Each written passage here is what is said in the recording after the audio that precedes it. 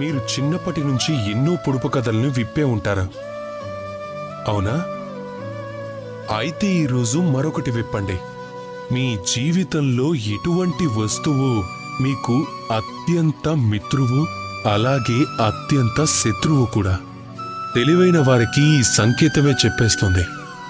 మీరు సరిగ్గానే ఆలోచించారు. ఆ వస్తువు ఏమిటంటే సమయం. ఎందుకని సమయం మీకు అత్యంత శత్రువు, అలాగే సమయమే మీకు అత్యంత మిత్రువు కూడా? సమాధానం సమయం యొక్క ఉపయోగం.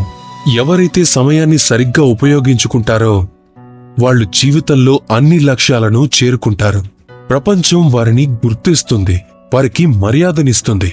ఇక ఎవరైతే సమయం యొక్క విలువని తెలుసుకోకుండా కాలాన్ని వృధా చేస్తారో, ఎవరైతే సమయాన్ని నిర్లక్ష్యం చేస్తారో ప్రపంచం వారిని మర్చిపోతుంది. అందుకే సమయాన్ని సరిగ్గా ఉపయోగించుకోండి, దాన్ని వ్యర్థం చేయకండి. మీ మంచి సమయం మీరంటే ఏంటో ఈ ప్రపంచానికి తెలియజేస్తుంది.